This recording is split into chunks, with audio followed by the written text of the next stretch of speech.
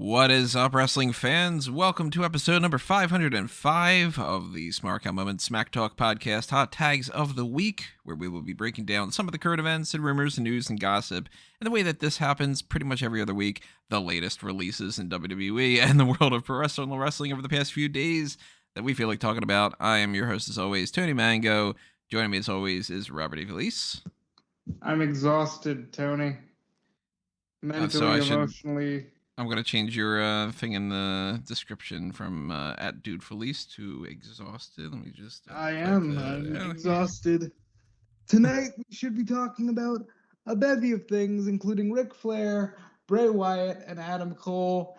And then we get blindsided with another half dozen, if not more, releases.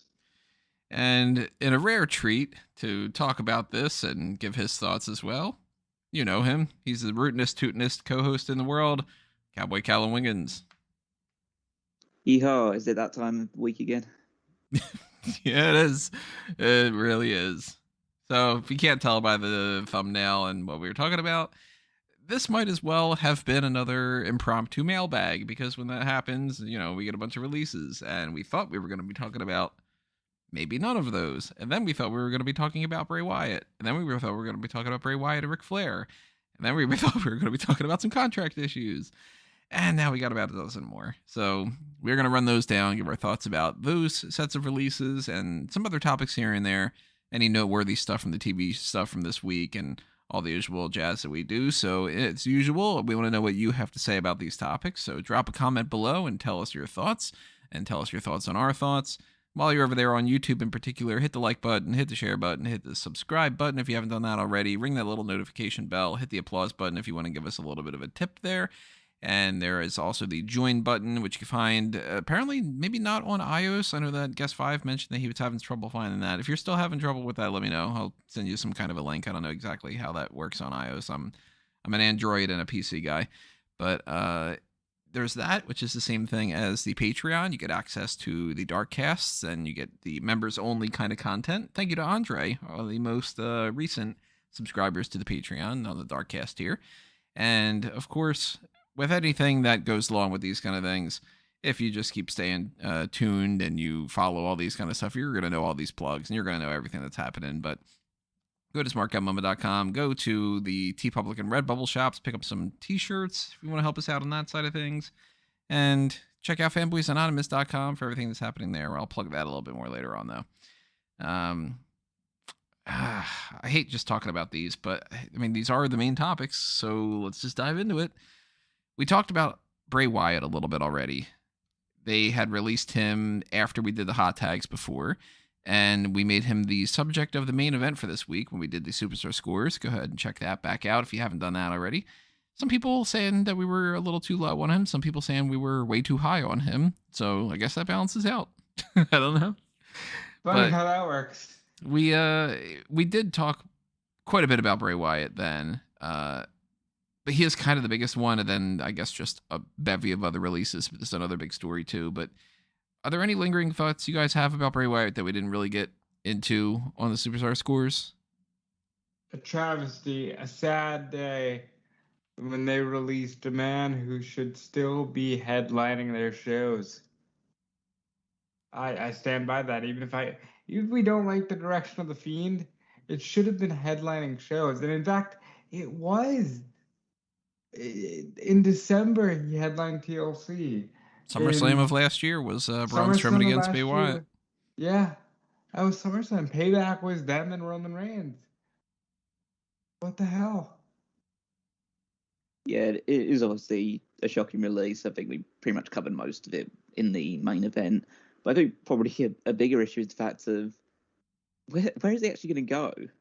Because you would naturally say, well, he's a big star, he should be picked up by AEW, but AEW really doesn't need any more big stars, particularly on the men's side of things right now. So I kind of feel like he'll be in a bit of limbo for the time being, especially because Tony Khan's not a big fan of the spooky bullshit, because he immediately got like the buyer's remorse with broken Matt Hardy and decided, okay, we're going to just do this for a little while, and then he's going to move on to something more grounded in reality. So if Bray Wyatt does come in, he's going to probably have to be something that's like if it's the cult leader thing, it needs to be something that's a bit more reality based. I don't think we're going to see the Fiend ever again. Some people, of course, were doing the natural thing. They were going, oh, he's going to join the Dark Order and it's going to be this whole thing. I don't think that's happening. I don't think that there's really grounds for that to happen beyond just the friendship that they had. Man, I tweeted that playfully and people like jumped on it. Like people had strong feelings in both directions of like, stop saying this and also please do this. Right. I mean, there's something there, but I don't think it needs to happen that way. I can't see him going necessarily to AEW, but AEW would be, I mean, they just definitively are the number 2, if not in some ways the number 1 as far as like creativity and everything goes. But like, if you don't work for WWE, you probably want to go to AEW. And just because you want to go there doesn't mean that they're going to pick you up. And they can't just hire everybody. Yeah, I think that was what WWE's problem was, that they were just hiring everybody. And now they were in the situation that we find ourselves in at the moment. And it is just a case of when people talk about, because when I hear people put criticisms towards AEW, and they're not like unfounded criticisms by any stretch of the imagination, but it's about why aren't you devoting more time to the women's division or the tag team stuff and stuff like that? Why is that stuff being pushed into the background? It's because they're signing really big name main event singles male wrestlers, and Bray Wyatt fits into that category. And so you've got to prioritize which ones you pick up now. And those people will still find places. There is still Impact. There's still Ring of Honor. There's still other promotions around that they can join. I'm just going to say it right now. I think Bray Wyatt is one of the names that you should probably make an exception for. I am at the point where I do think that they need to pick and choose. But, like, there are 2 names that we're going to talk about today that they absolutely should pick up. And that's obviously the discussion that we tend to have with most of these scenarios is where are they going to go? Where would they best fit? Why did they get released? What the hell's happening, Nick Khan? That kind of thing. We've done this far too many times at this point. So we know how this goes. And I guess we kind of just do the round the table sort of thing here of, gun to your head. Where do you think Bray Wyatt goes and where do you want him to go? I would say, because you can't imagine, like, I guess before I just completely skip right to my answer, I can't imagine somebody like an NWA being able to spend the money on him and having it be worthwhile. Because I don't think Bray Wyatt going to NWA is going to suddenly make NWA on par with AEW. And maybe he doesn't want to do anything anymore. Maybe he is fine just raising his kids and just hanging out. Maybe he wants to get into other things. Same as everybody else. They might just want to get into other things. But if I do have to pick, what do I think and what do I want? I think he doesn't wrestle for a long while and he eventually comes back to WWE. What do I want? Honestly, kind of Impact. Even though I won't be watching. Yeah, I think that's why you want it. I'd like to see. I want the best for him. Let's put it that way. I'd like to see him go somewhere where he'll be utilized and appreciated. And I think right now that that's AEW, but we need to see if the cards are right and he fits there. Because, like, bro, we're still talking about Bryan and CM Punk. Like, what? The names that AEW are picking up is incredible. There are people from last year that still haven't found a place yet, like Curtis Axel.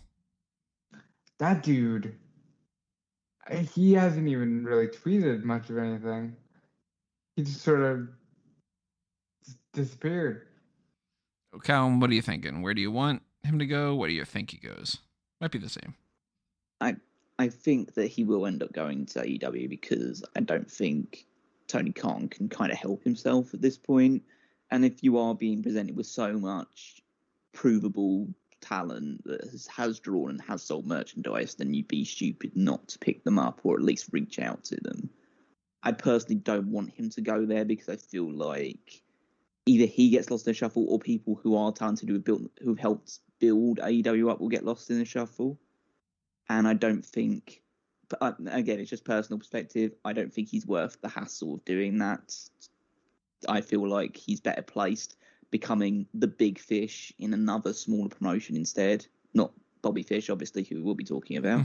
He'll be the big fish in certain promotions as well. But I'd say be the top main event star in an Impact or in MLW or something like that, and then probably realistically wait until WWE comes to get you back and hopefully pays you more because they realise they fucked up pretty badly. He just feels like a guy who should just be in WWE based on the characters that he's had and the style that he works. Since you guys are way, way, way more familiar with New Japan than I am, would he fit in there, you think? He's got the size. He's got the size, and he's got the just that sort of wrestling style and ability that I feel like he would work in New Japan.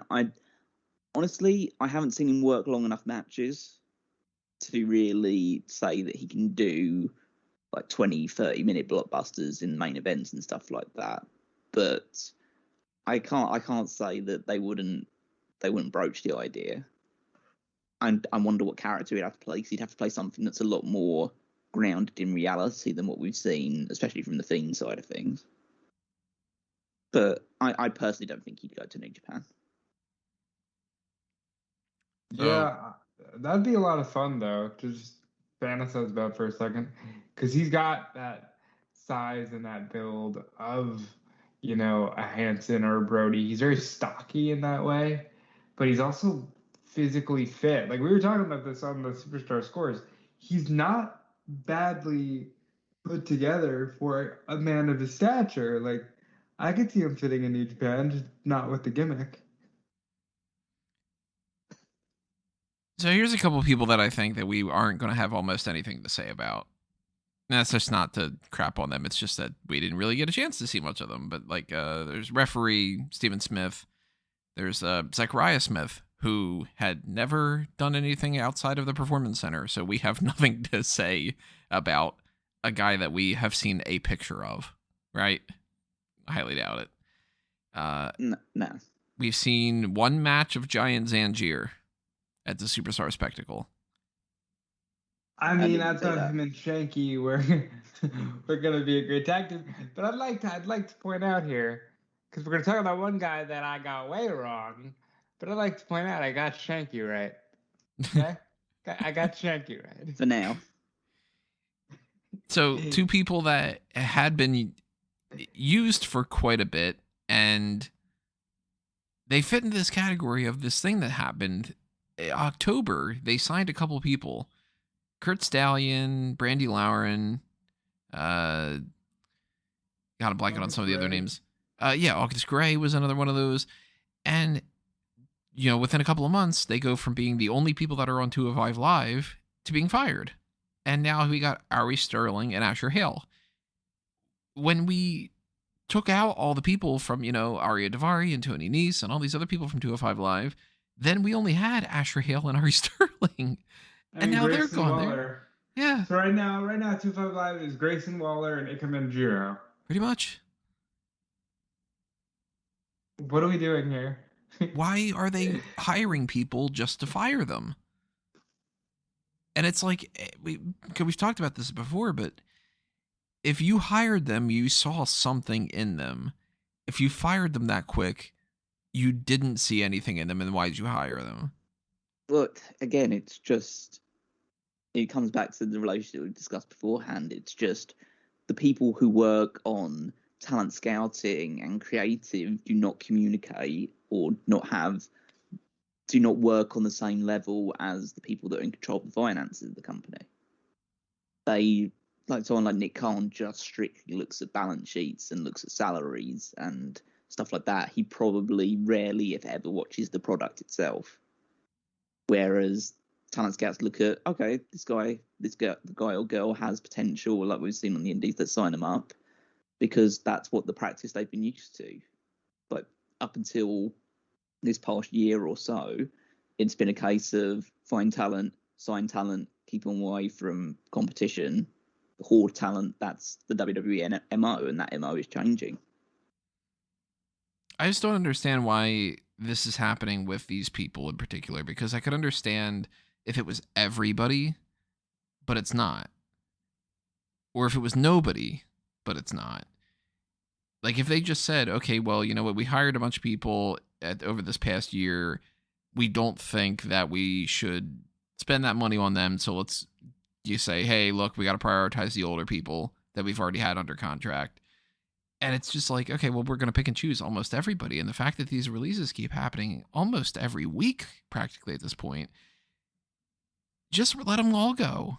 Like, at what point do they just stop?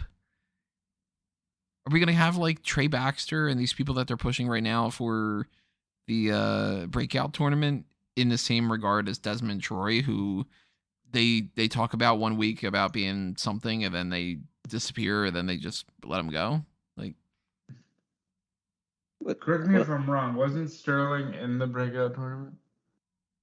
Asher Hale wasn't, I don't think, but Sterling might have been. I don't remember for sure. Like, I don't understand. Like, there's some of these releases that do shock me.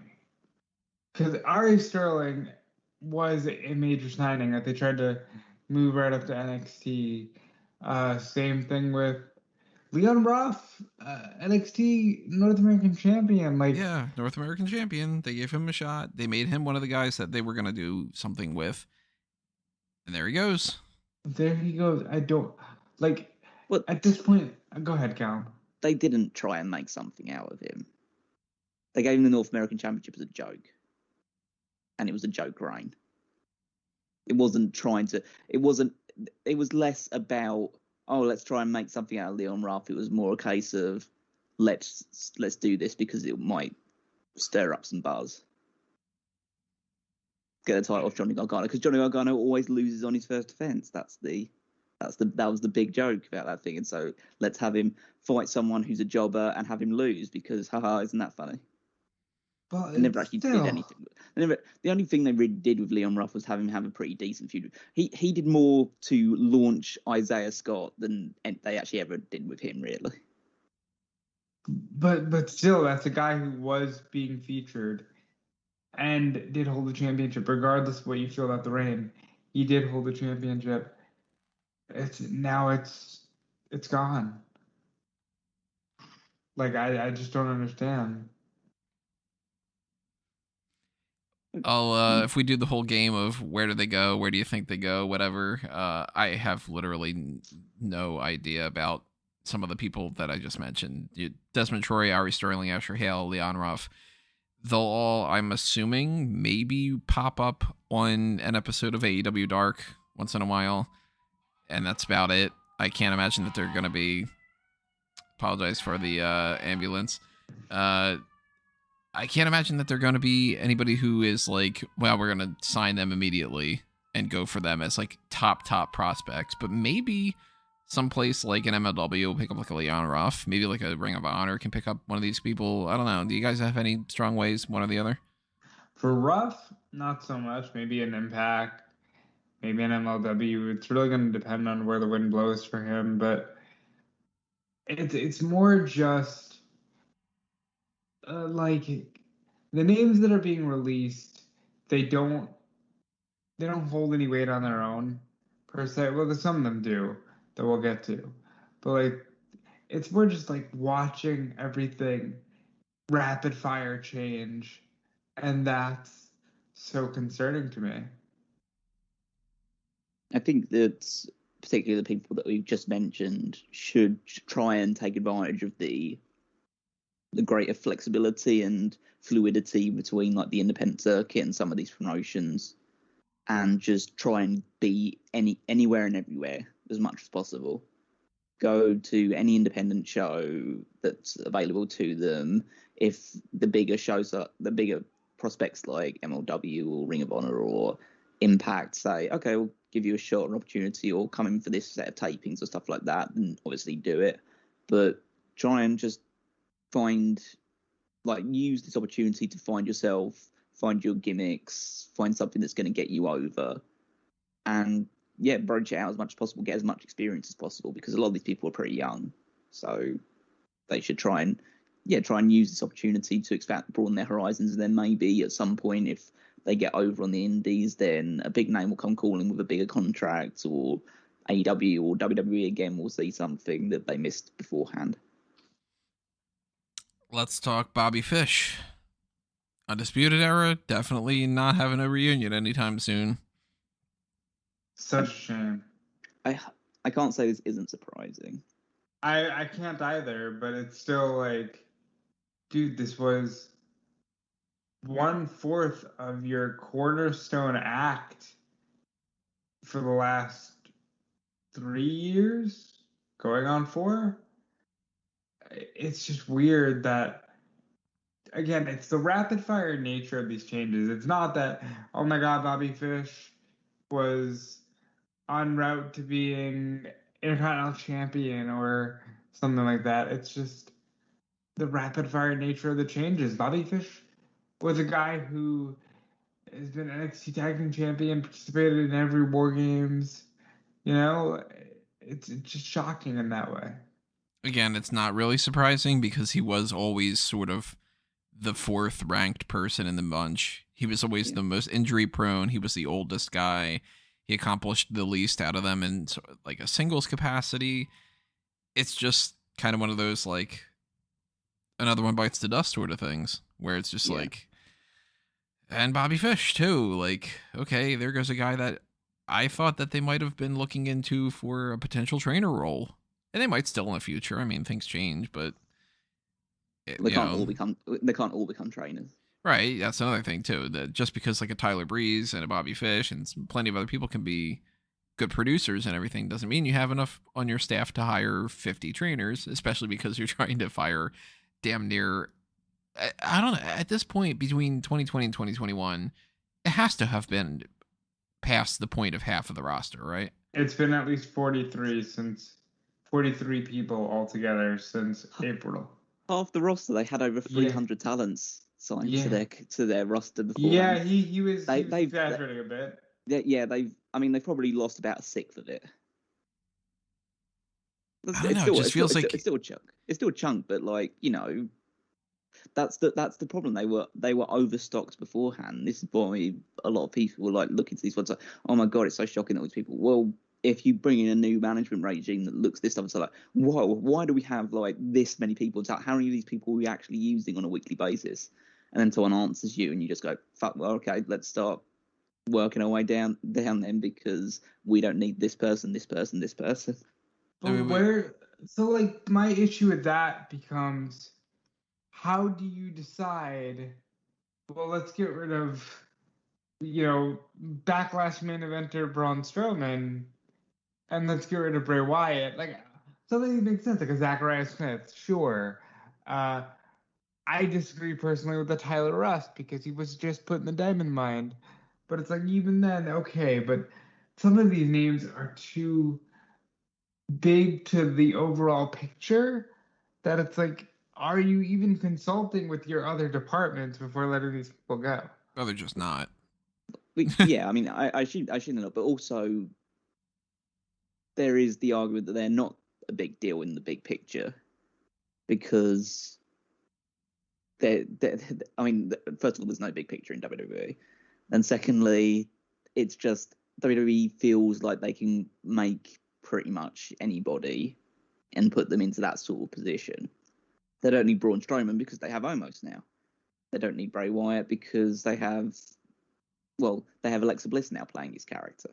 It's like they must have. There are clearly reasons for they're doing it. They probably, those two in particular, on massive contracts. And if you feel like they're not really adding any value, the Bray Wyatt thing is obviously ridiculous. But it's just a case that if you don't feel like they're costing more than you're getting out of them, then that's the reason why you end up getting rid of them. I imagine the Bray Wyatt thing is more due to a mixture of injuries and probably backstage discontent, maybe.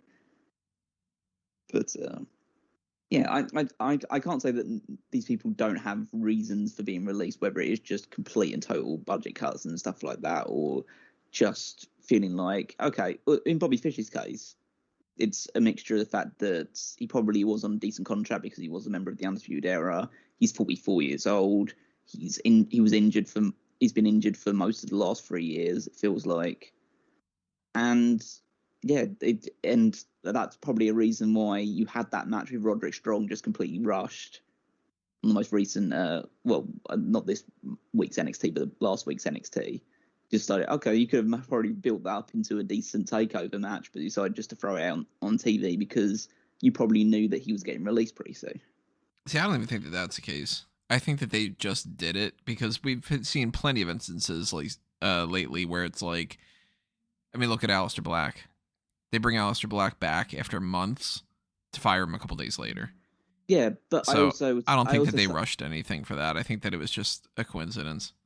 But I would also say that just because certain people got released when they were given new creative direction doesn't mean that other people weren't released. Released I think they knew with the knowledge weeks in advance. Yeah, one doesn't necessarily mean that all, doesn't beget all of them being in the same boat. Fish is somebody that me and we all just said right now, we kind of saw that come in at some point, especially with the amount of releases that have been happening. If Bobby Fish was kind of on the like, all right, watch out, it's probably going to happen. I think he'll probably go to Ring of Honor. Yeah, I imagine he'll have a farewell run there. I can't imagine him wrestling too much longer. In a full-time capacity at the very least. It's not like he doesn't have the in at Ring of Honor or even Japan if he wants to. He's going to be an interesting one because maybe he does want to do a couple big matches in an AEW or have a little run over at an Impact and fight for the X Division title. It'll be interesting to see what he chooses to do because he's one that has a choice. So in the meantime, when we just had a little bit of a glitch on our recording, we found out there's been over 100 people. Is that what you said? That's what Sean Rossap is saying on Twitter. If you go to smarkonmoment.com, you can see on the two different things that there is the full list of everybody that's been released as far as I'm aware of. And I didn't crunch the numbers yet, but I know that it's quite a bit.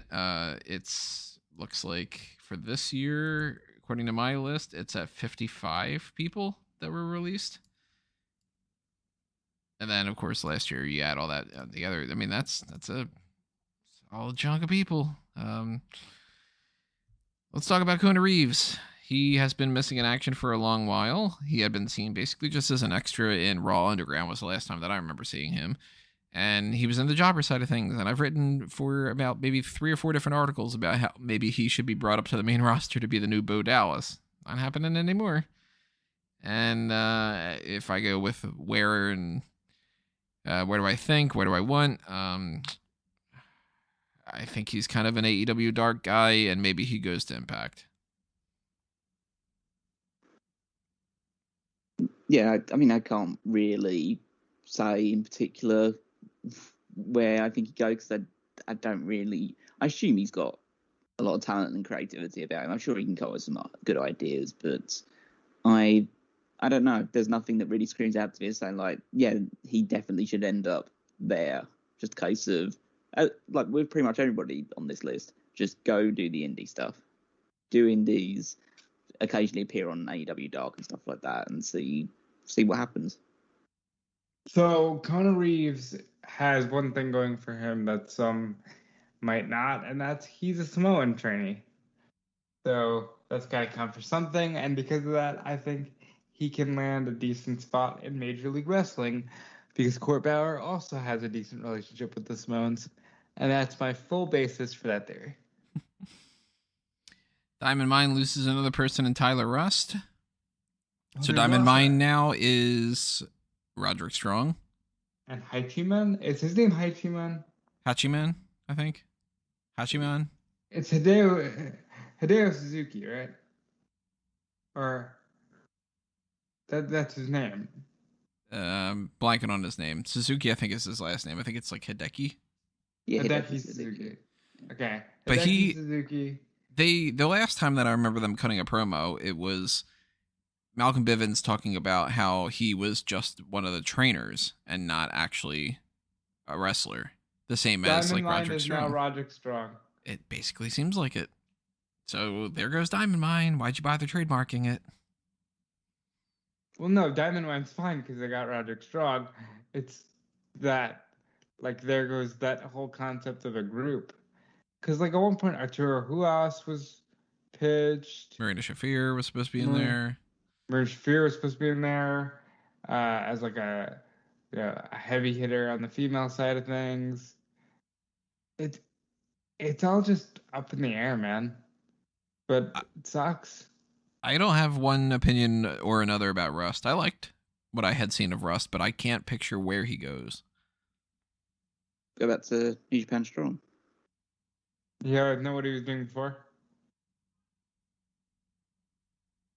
I like it. Mercedes Martinez. Unless you guys have anything more to say about Rust. He's a good worker. I don't think he'll find getting jobs in wrestling hard. Mercedes Martinez, a veteran who deserved the run in WWE, was almost retaliation and retribution. She was smart enough to get out of that. But I was a big supporter of Mercedes Martinez from the Mae Young Classic. I liked her enough that, and the very first time that we saw her, I was saying that they should hire her. And when that seemed like they were going to go with AEW, I was annoyed because I wanted her to go to WWE. And then look at what happened. She basically floundered in NXT, and it's not her fault. And then she just got injured recently, and now, poof, she's gone. So if I'm AEW, I'm bringing her in immediately. Well, this obviously she's healed, obviously. Yeah, I'm bringing her into AEW immediately. While they can't hire everybody on the men's side, I would advise that they hire everybody on the women's side because they need some big-time players, and Mercedes Martinez is one of the best out there. I can see her and Serena Deeb being great coaches for the women, as they currently don't have any female coaches. So all these options and more for Mercedes Martinez. Yeah, I think would be a slam dunk signing for AEW for the women's side of things. She's a veteran. She is a name. She can still use the Mercedes Martinez name because that's what she was brought in with. So she can bring that equity over from NXT into AEW. I feel like, I mean, I don't know whether she'll end up ever being like a champion or anything like that, but just having that solid foundation of having a good strong veteran in the women's division certainly wouldn't hurt them. Who do we bounce around? Jake Atlas. We haven't talked about him yet. That's wild, dude. I liked him. I think that he could have been at least Cruiserweight champion. I don't see any reason why they couldn't have even just brought him up to the main roster. He wasn't going to probably move the needle in some kind of crazy way, but maybe he could have after a little bit of time of finding an actual, settling into a gimmick or anything. I think it's kind of a mistake to let him go, and he's actually somebody that I do think that he could kind of have his pick of where he goes. I could see him being somebody that AEW picks up. I kind of want him to go there, but if he were to go elsewhere, I think he'll make it a good spot for wherever he is. I think he does the indie circuit for a bit, probably lands in Impact. WWE missed an opportunity to really move the needle with and kind of start to lay the foundation of, they keep saying they want to do LGBTQ performers. Jake Atlas would have been a great ambassador for all. Actually, he was an ambassador for that while he was with the company, and he could have been a great ambassador further if they would have given him like the cruiserweight title and things of that nature. But he will be fine, and I'm looking forward to seeing where he goes. Yeah, I feel like he never reached any real level of potential in NXT. He was obviously like a solid, strong, good worker, but they never really showcased any element of personality and didn't build any real stories around him in general. So I think it's probably for the best that he ends up going and can flourish a bit more in the independent circuit.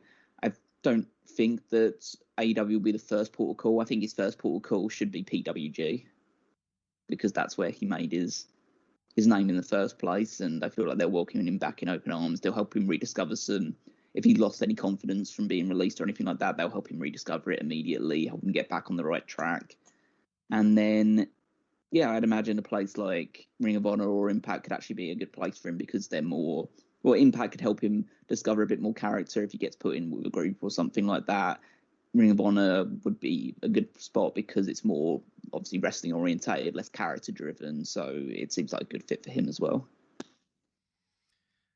Let's talk about the big guy, Bronson Reed. Rob? You were so wrong, Rob. You were so wrong. Hey, here's the thing.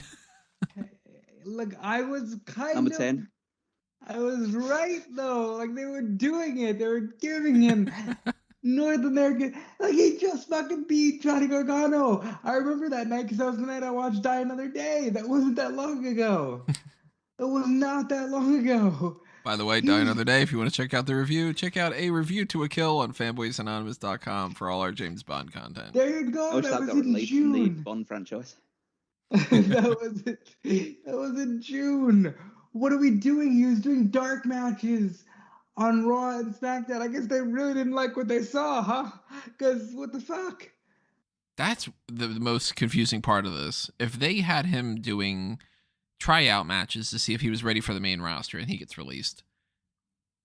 I mean, we've talked before about the left hand not talking to the right hand. What is going on?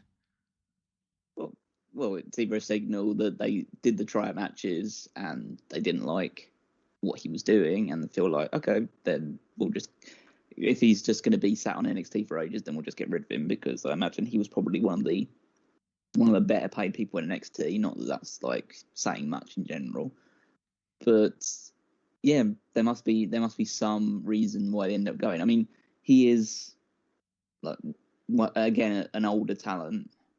He's only 32, so he's not actually that super old, especially considering the grand scheme of things. But maybe they just looked at him and went, I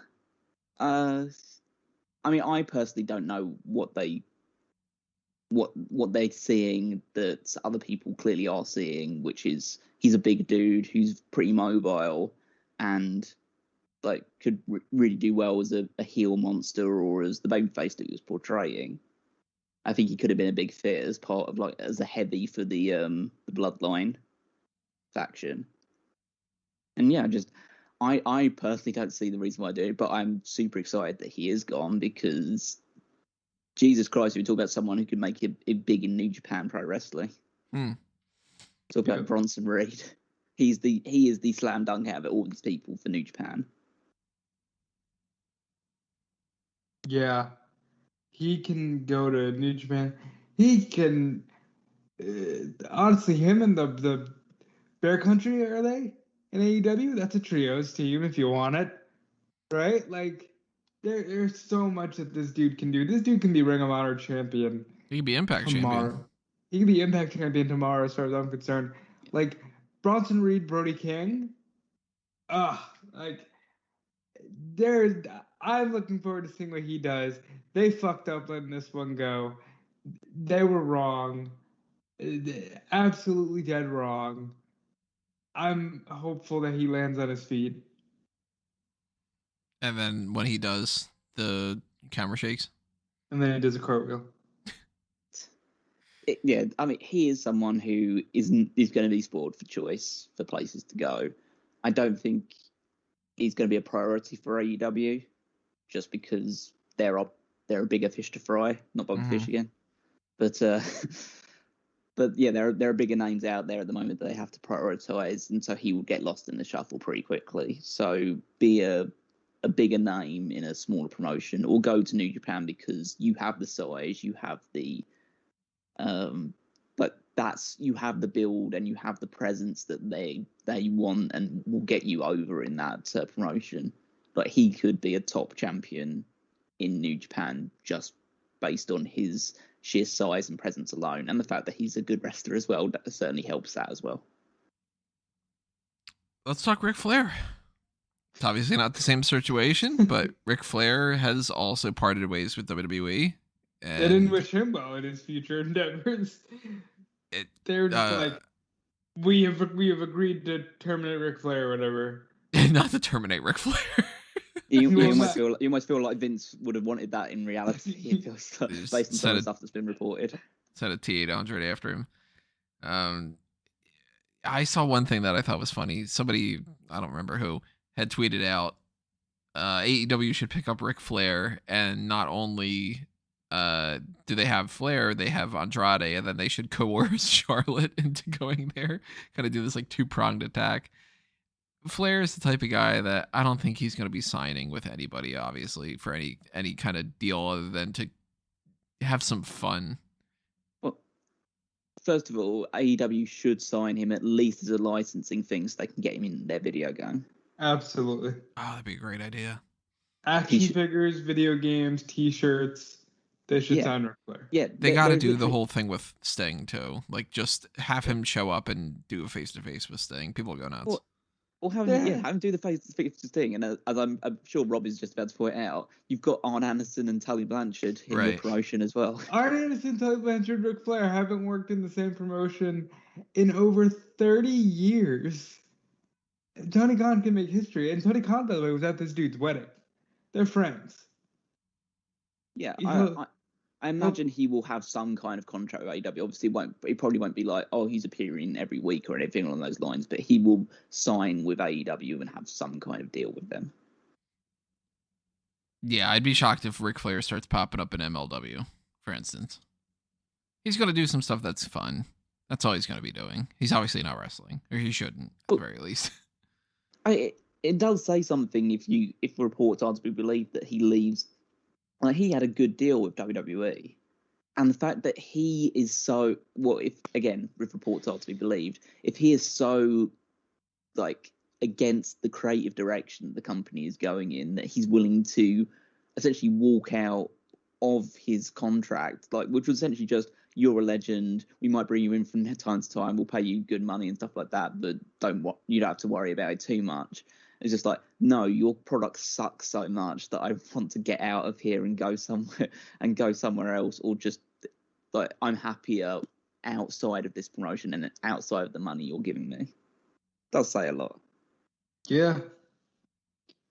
And look, you have Mick Foley criticizing them on a regular basis on Twitter. He's just like, how do you let go of Bray Wyatt? How do you do this? How do you do that? It's a weird day for WWE, and Flair's release, it's not one that moves the needle in terms of programming. It's one that moves the needle in terms of company perception.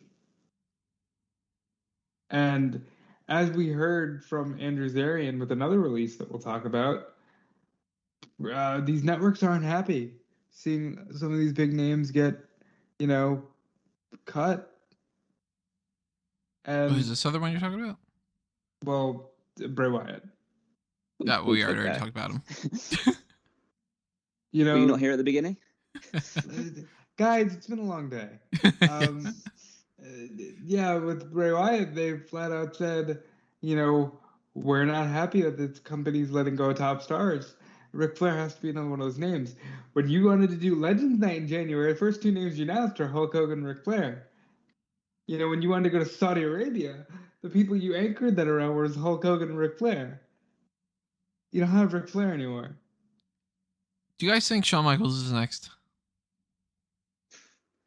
Well, if Shawn Michaels is next, then Adam Cole is next as well. So because he's the only one left standing with the Randy Orton thing. That's it. Oh, it yeah. was Right, Christian, yeah. Big Show, Mark Henry, Ric Flair. Well, I'm kind of waiting for Drew McIntyre to get released then at that point. Jesus Christ. I mean, wasn't Orton yelling at Austin Theory and he got bumped down to NXT? Like, it's just kind of... Well, to be fair, he is feuding with AJ Styles now, and I've been kind of okay with that. That trend continuing there. Yeah, AJ Styles. I could see AJ going elsewhere.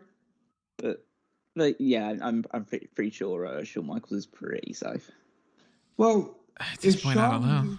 Well, if to be Shawn fair, no leaves one's of no his one's own safe if you're not accord- called if you're not called John Cena or Roman Reigns, your job isn't safe seemingly at this point. But Shawn would be one of those people that would have to leave on his own. And if Shawn were to leave on his own, that's a death knell for NXT, in my opinion. As if it can even really keep sticking around with all these releases anyway, just because at this point, we talked about it, like 100 people get released, and it's like, you do realize that one of the biggest problems that's been happening in WWE recently has been repetitive matches, and now you have a third less of the roster, and you still want to add all this, let's keep doing main event, let's keep doing 205 Live, let's keep, the 3 hours of Raw, and this and this, and... Yeah, but, I mean, again, the repetitiveness is definitely something that will be an issue, but NXT still has the biggest roster out of any of the three brands, even with all of these releases. And there are still people in the Performance Center that haven't been released yet that they're seemingly going to move on to the NXT at some point. So I don't think they're struggling for it. What they're struggling for is any sort of degree of creativity as well, but that's a whole completely separate issue. I just want to read a tweet from Sean Ross Sapp. This should go without saying, today's releases are not tied to Adam Cole's contract negotiations. WWE is a billion-dollar company reporting record profits. Don't be weird.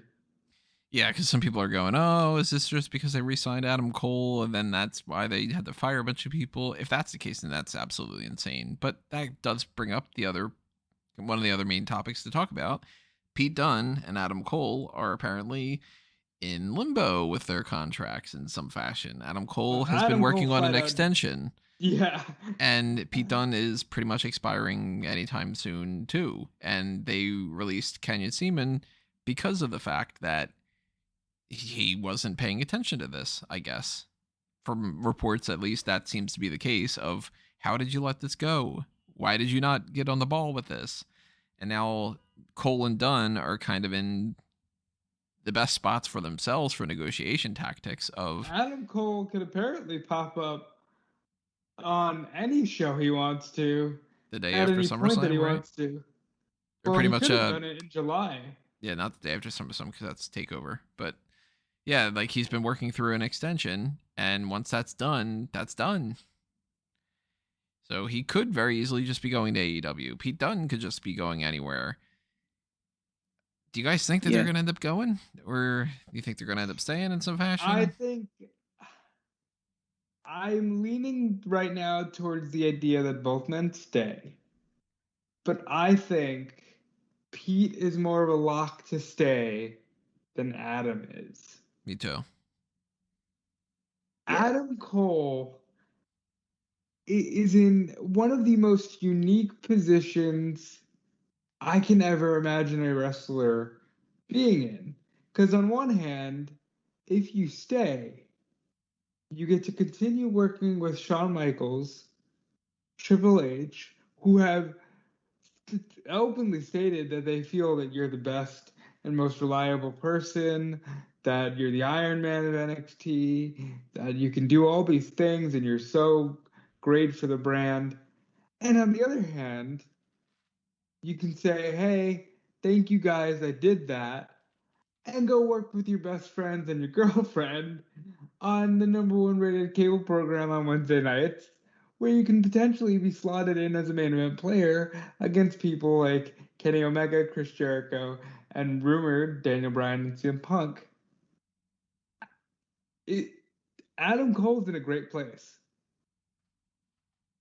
Obviously, we don't know Cole, so we can't speak for him or say, this is what we think that he would do.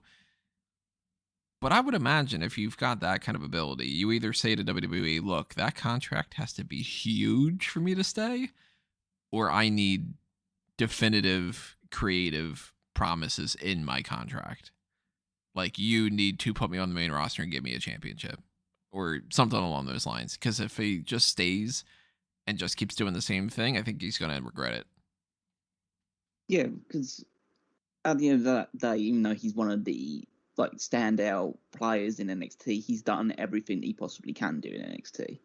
And now he's set, and he consistently finds himself, especially in the past year or so, just being in like month-long feuds with the same people where he just consistently has the same matches. Whether it was Johnny Gargano beforehand when he won the NXT Championship, and now he's in a never-ending feud with Kyle O'Reilly.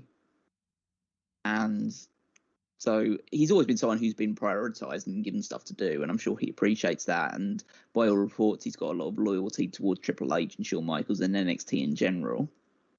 I mean, he has to have that level of loyalty because he could have just walked out and been the biggest name in wrestling, just like pulling a Lex Luger, because no one had any idea that his contract was expired. Yeah, he could have literally done NXT on Tuesday, Dynamite on Wednesday. Yeah, and so that would have just gone, like, that would have just shook the entire wrestling world, even with the talk about, like, Punk and Bryan Danielson coming around as well. So clearly there is still the potential of ending up signing him, but you have to, as Tony says, you need to give him reassurances that he's going to be used in creative capacity. He has to be called up. He has to be positioned prominently. He has to be given a big contract because he can demand a big contract now. And basically it's just a case of Nick Khan and Vince McMahon and anyone else who's in charge of that sort of financial position, just saying, do we think that Adam Cole going to AEW is going to hurt us bad enough that he's worth paying this big contract to? If they do, then they'll sign him up, and I'm sure he'll stay, and he'll appear on either Raw or SmackDown, and he'll go on a good run, at least initially, before they end up fucking him, because they do that with anybody realistically. But at least he'll get probably a good few months in before they realise, he's probably too small. Well, I'd say, he's too small, we can't give him the world title, blah, blah, blah, blah, and then he'll just become another guy on the show. But he'll be locked into a contract then, and so have to see where it goes. Or they decide, on second thought, we just don't feel like we can offer that sort of thing because we're not going to make him a world champion because he's too small.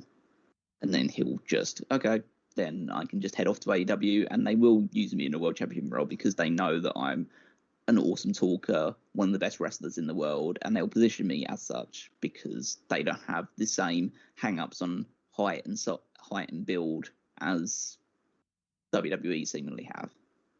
So he is spoiled for choice. He is in the best possible position he is for a wrestler to be, in the middle of a time when there is real competition seemingly forming in North America, and there are promotions that are willing to pay top dollar for someone of his talents. Not the top dollar, obviously. You beat me to it. Yeah, no. we know how to undercut you now. And so, he's in a very enviable position right now. Adam Cole is one of my favorite wrestlers. I don't think I've ever shied away from that while speaking with you guys. If Adam Cole leaves NXT's hurting. That is a pillar of the brand just gone. Especially after losing Velveteen Dream, losing Karrion Kross, again, it's the whole, like, I kind of want them to just wipe things clean a little bit. Like, just do, like, cut to the chase. I want them to do that. But they'll need to have a reset if Adam Cole goes. I think, and maybe that'll be a blessing in disguise for NXT, because it's been stale for a good couple of years at this point now. Dunne, I think, stays. Cole, he's got more to do. He still hasn't been NXT champion. He still hasn't really been pushed as a long-term main eventer in NXT. Realistically, he should be on the main roster years ago. Same with Tyler Bate and stuff like that. They're so hung up on people staying in NXT for years and years and years. And realistically, people want them to stay in NXT for years and years because they know they're not going to be booked correctly on the main roster, and that's a whole other issue. But you're just letting people fester in a small promotion in the grand scheme of things, when they should be big stars on your main show because they've got the talent, they've got the personality to do something. I think Dunne stays. Are we all in agreement on that, most likely? Yeah, I think Dunne stays. I don't know about Cole, but I'm leaning more towards Cole stays too. I'm leaning towards it, but I'd be happier to see him go in a way, because I want to see him used at the top of a card of a major promotion. Yeah. I can't say that I wouldn't be.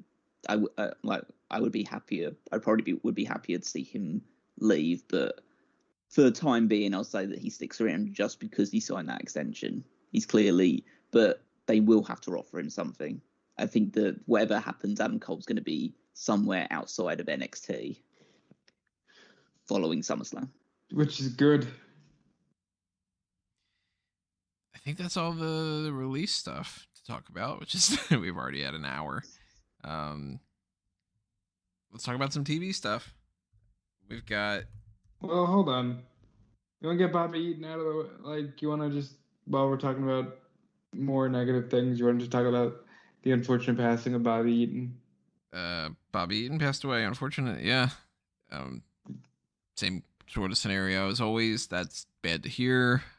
Condolences go out to the friends and family and fans. I'm more of the Midnight Express person on this podcast, aren't I? Well, you turned over to Tony, and Tony probably didn't even know that Bobby Eaton had died until you just brought it up. So, well, that occurs to me. Okay, I'll take it from here. Bobby Eaton's one of the greatest tag team wrestlers of all time. Bobby Eaton is one half of each iteration of the Jim Cornette-led Midnight Express, except for the atrocity in WWE. I had to cut Tony off before he got there. And for the record, I did know that Bobby Eaton passed away. Okay, that's fine. You're learning. Good. Bobby Eaton, the Alabama Jam with the flying leg drop, all of the cool tag team moves, whether it's like the double flapjack, the Vegematic, the Gravedigger. I watch Midnight Express on a nightly basis. That is how hooked I am on their product and just old school territorial wrestling in general. I would argue that he is one of the best wrestlers on a territorial level to have ever existed. And to hear the news of his passing was absolutely tragic. And my condolences go out to all that were affected. And watch the Midnight Express and enjoy it. Yeah. It's flawless. Yeah, absolutely. Like, exceptional tag team wrestler. Somebody who was kind of ahead of his time in the style that he was using as well, because he was someone that would use more high-flying offense that was more than most people were doing in the 1980s and early 90s, until like cruiserweight started to become more of a I guess more of a go-to thing in the early to mid 90s. But yeah, Midnight Express, one of the most celebrated tag teams of all time, a very good reason for that. And yeah, it is a real shame, because like 62, it still feels way too young, even though it's in wrestling and we know what that can be like. But I feel like he was someone who was kind of ahead of his time, and that also makes him kind of legendary in that regards, due to the fact that he was working such a quote unquote modern style in a more retro time period, but also means that he probably never got the true run or recognition that he deserved beyond the tag team stuff, because he was working a style that no one else was working. Right. Yeah, and honestly, just check out anything you can at the Midnight Express. There are a ton of great matches on YouTube, even if you don't have the network. If you do have the means, check out some of the stuff he did in ECW. I know he did a match where he was across the ring from Arn Anderson. I would say check out his Dangerous Alliance stuff when he teamed with Arn Anderson. Bobby Eaton is somebody who should be studied by wrestlers and wrestling fans. And really, it's just a great time to re-educate yourself and just enjoy when wrestling was quote unquote real. And just heartbreaking. I will also add that it's, even though I don't really put too much stock into the credibility or validity of the WWE Hall of Fame, it's probably a bit of a real shame that he passed away before the Midnight Express went into the Hall of Fame. Absolutely. I think at this point there'll be legacy inductees. It's a shame, because they should be in the Hall of Fame. But Such is life. There is a GoFundMe. There is a commemorative T-shirt you can buy from Collar and Elbow. If you would like to, you can check those things out. And yeah, just keep watching. Keep that memory alive of the Midnight Express. And like, tag team wrestling kicks ass, and that team will show you why. So then let's move over to the TV stuff. Over this past week, we've gotten some things here and there. We're not going to give a full breakdown, but let's go with general ideas. Anything noteworthy from Raw that you guys feel like talking about? Is there ever anything noteworthy from Raw? Goldberg said it wouldn't matter if he was 105, he'd win the title. Yeah, apparently they're gladiators now. I mean, based off of the fact that WWE books those things, it wouldn't be shocking if that happened. That happened. What else happened? The show was hijacked by a crowd. Obviously, it was a Chicago crowd, so they were chanting CM Punk and we want Wyatt. Yeah. Charlotte Flair talked about Simone Biles. Yeah. She wasn't the only one that talked about Simone Biles this week, but we'll get to that. We'll get to that when it's when we talk a bit more about AEW stuff. But yeah, it was just a pretty boring show. I mean, they seem like they're teasing the breakup of Nia Jax and Shayna Baszler. Nia Jax got busted open, so I guess it's good that maybe she's now getting a little bit of recompense for some of the injuries that she's caused on other people. Dewdrop lost to Tamina. And then the doll stood up. Stupid doll thing, yeah. The doll stood up. All right, we're one step closer to Lily and Bliss being tag team champions. Yeah. Karrion Kross lost. Yeah, more 50-50 booking between them and Keith Lee about, who's the biggest loser this week out of us two? Well, it turns out it's Karrion Kross. Reggie. Now Reggie, not Reginald. Now he's Reggie, and he continues to be the most protected person on the entire roster. He's also not French. Champion. He's a con man. And Nikki Ash got a win over Charlotte after being beaten up for 95% of the match. And everybody lost their minds. Yeah, when Charlotte went into her own table. Head first. Yeah, so basically Charlotte beat herself more than Nikki Ash beat her. Well, that makes sense. She's the opportunity. I saw this a tweet that went out. I think that Sean Ross retweeted it as well, just because I'm constantly checking his Twitter to see if anyone else gets released. She's been Raw Women's Champion for 3 weeks, and there isn't a single piece of Nikki Ash merchandise on the WWE shop. Got him. That's indicative. And nothing really on NXT at this point. Now that everybody's just strong beats fish. Well, we want to know why. Dexter Lumis lost a love her or lose her match, but it didn't matter. He still got loved. Yep.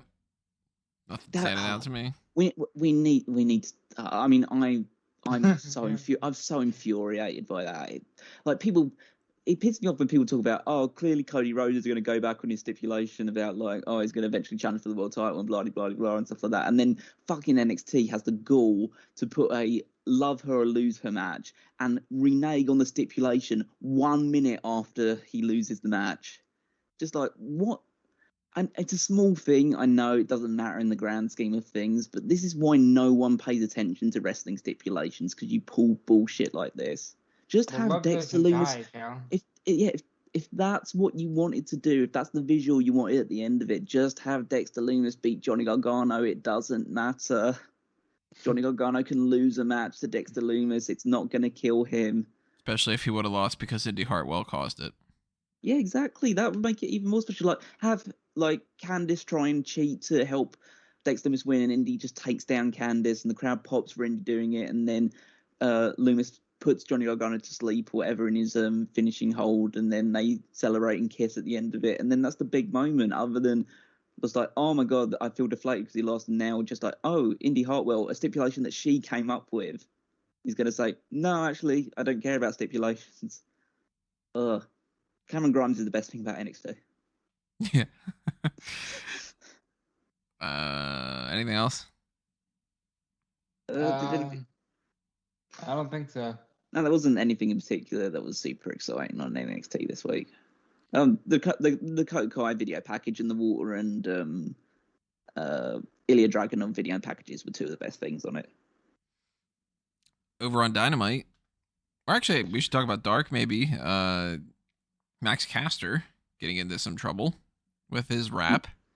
Yeah, so that was a I think people are kind of blowing it out of proportion a little bit, but it was just when you have a rap like that, you're asking for that kind of reaction.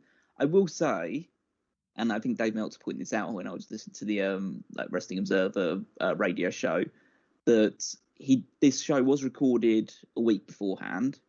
Correct. And there were 7,000 people in that building, and not a single person seemingly reported or shared about the idea of like, oh my god, Max Caster gave such an offensive tweet, gave such an offensive rap and stuff like that. Do you know when it came out? When people were complaining about Charlotte. And they said, well, just wait till you see what AEW did. Here, I have a video.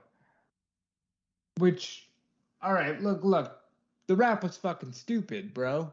Like, it was. There's no defending it. However, Tony Khan should not have to go on Busted Open and say, from this moment on, I will be handling the editing of Dark and Dark Elevation myself. No. You have several executives, several grown adults, just littered throughout your company that heard that. If nobody said, hey, this is fucked up, then you have a bigger issue than Max Caster said some no-no words on a rap on TV. That's my personal opinion on it, because seriously, how did nobody say, hey, at the very least, can we not fucking air this? And this isn't the first time it's happened either. Something along those lines. It's ridiculous. Can you give an example? I can't think of any off the top of my head. Well, when Taz said, hey, Excalibur, you ever play the skin flute? And they had to delete that episode and re-upload it because somebody missed it. I feel like, again, it's clearly the rap was stupid, and those lines, you don't need to use those lines because Max Caster can just work off the fact of just what he does is just runs down people and stuff like that. And I feel like bringing up those two things were probably like unnecessary, especially the Duke Lacrosse Duke thing. Lacrosse was worse than the Simone Biles. Because, listen, everybody's saying the whole, I'll make you claim mental health like Simone Biles. You're just saying, I'm going to beat you so bad that you're going to be like, I can't do this anymore. That's one thing. Yeah, I think that was more, that's more just, because it's just a one-off line, and people would say, oh, that's so offensive and stuff like that, but it's just like, okay, that's just an offshoot line. I don't feel like there's too much to it. It's not like there's Charlotte one where she's basically building her entire promo around this mental health thing, and then like halfway through it just changes completely differently. No, I'm going somewhere with this. Yeah, with an actual line she said. Yeah, but the Duke Lacrosse thing is just like a case of, I mean, you know what reaction that's going to get, and you probably should have thought better about it when writing the promo, and certainly people should have thought better about it when they were editing the show as well. But I also feel like these social justice warriors are just like waiting behind their keyboards for any opportunity to bash anything that comes up, and just like, again, I know they do it with the best of intentions, but when it leads to people saying like, oh, Max Caster should be fired or he should be suspended for a while because of those comments, just like, oh, just, actually go outside for a change. Do you want to say the line, Rob? We can't be mad at them because they have good intentions. I'm sure Max Caster did have good intentions because he wanted to entertain you. And no, we can't be mad at you because you have good intentions. On Dynamite, what do we got on Dynamite to talk about? A lot more than any other wrestling show. Hoovie's back. Hoovie? For one night. Hoovie. Cool to see Hoovie. That Judas effect from the top rope was like one of my favorite moves of the year so far. It was super cool. Kudos to Jericho. Hoovie looked great. It took a bit to get their pacing going, but once they got it, it was so much fun. Christian's number one contender. That's exciting. And it seems like Paige has been written off of an injury angle. Yep. So Not sure where they're going with that one. Well, where I think they're going with that one is, All Out is going to sell out on CM Punk alone. So let's just do a secondary title match instead, because that's not going to be the main event. Whoever CM Punk is going to be wrestling is the main event of All Out. So we can throw Christian in there as a make weight, and then we can push the Hangman Page selling power to Full Gear instead. I kind of feel like that's what they're going with at the moment. Why put so many eggs into the All Out basket when it's going to sell out on CM Punk alone? Darby Allin, who called it the best in the world for Chicago, teamed with Eddie Kingston and Jon Moxley against Ever Rise, Team 2.0, and Danny Garcia. And I think Ever Rise are hysterical. I think I think it was Matt Martell checking on his partner and being like, are you okay? Are you okay? And then dropping him because he comes face to face with Sting and he just goes, oh my God, you're the real Sting, before getting blindsided by a Darby Allin suicide dive is one of the funniest things I've seen on wrestling television. It's like Dumber and Dumber, but in wrestling, and it's not overly cheeky or, silly. It's just, oh, this makes sense. He's in awe of Sting because it's Sting. Yeah. And we had Red Velvet challenge Britt Baker for the AEW Women's titles. That's happening on the first Rampage. That poor girl's going to get eaten alive by that crowd because they are in Pittsburgh and they're going to love their hometown girl. And meanwhile, Layla Hirsch beat the Bunny to become the number one contender for the NWA Women's title, and she stood next to Camille, and it was like... it was like she's like half the size of Camille. Did you see Mark Henry's tweet? So somebody had posted a picture of, this is what it's like when Camille is standing with Layla Hirsch, and it's this taller girl lifting up a shorter girl, which clearly is a clip from an adult film. And Mark Henry's like, do you know where this is from? And the internet just took off with their own memes because Mark Henry was shocked that a screenshot from porn would be shared on the internet. But Camille has a lot of size and a lot of presence.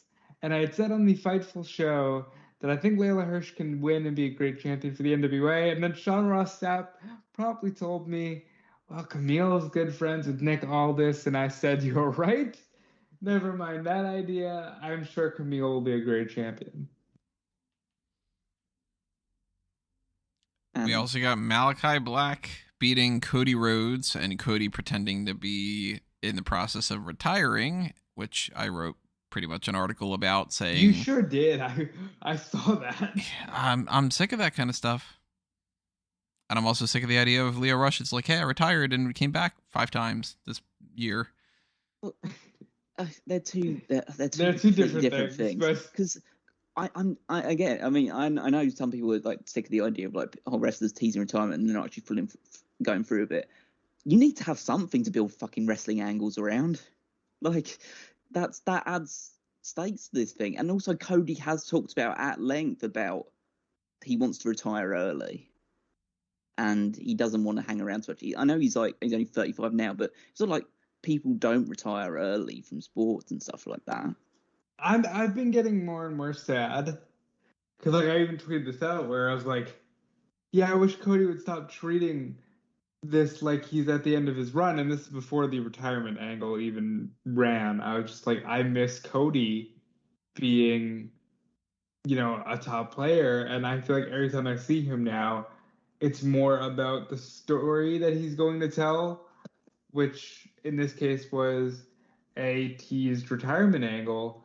And for me, the line of I just wanted to win the belt they took from my daddy at the Garden was perfect because it was just like, I love AEW, but I kind of just wanted to be WWE champion. And when that went away, I didn't know what to do. I like that little line But yeah, Malachi Black stops him from retiring, and I'm sure Cody will go off and film the Go Big show, and then come back and fight Malachi Black. And to be fair, like, this is as good a debut as you could possibly do anyway. Just have him squat. I mean, it's the annual Cody Rhodes squash before he goes to the big. To the Yeah, I Go wonder Big if show. that's a tradition now. We'll see next year. I think next year it officially becomes a tradition if he does it again. If he misses 3 all-outs in a row, it's not happenstance. Yeah, exactly. So, but you made Malachi Black more in one night in AEW than he did in 2 years in WWE. Talk about the main roster, obviously. Obviously, he was NXT champion and he was treated as a big deal there, but at least he's not trapped in a closet anymore, just like waiting for someone to turn up. Now he just turns up, beats up Cody Rhodes, and now he's a pretty big player in the company. I could definitely see him as a future world champion there. Yeah, that's exciting. And Malachi Black's the world's at his feet right now, and I can't wait to see where we go from here.